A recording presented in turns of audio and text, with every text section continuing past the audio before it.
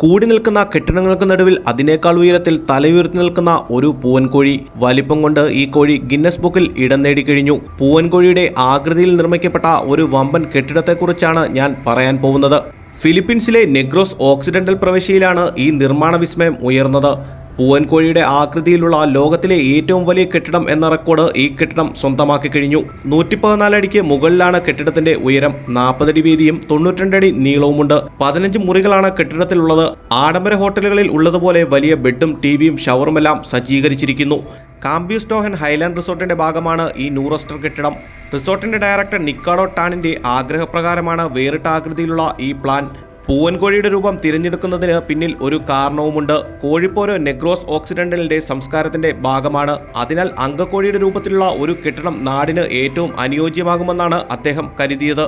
അങ്ങനെ അങ്കവാലും നീളൻ കാലുകളുമൊക്കെയുള്ള കോഴിയുടെ ആകൃതിയിലുള്ള കെട്ടിടം തയ്യാറായി.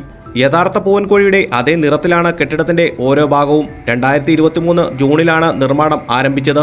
14 മാസങ്ങൾ കൊണ്ട് നിർമ്മാണം പൂർത്തിയായി. ഈ വർഷം സെപ്റ്റംബറിലാണ് ഈ കെട്ടിടം ഗിന്നസ് ബുക്കിൽ ഇടം നേടിയത്. ഒട്ടേറെ വെല്ലുവിളികൾ നിർമ്മാണഘട്ടത്തിൽ അതിജീവിച്ചാണ് വളരെ വേഗത്തിൽ കെട്ടിടം പൂർത്തിയാക്കിയത്.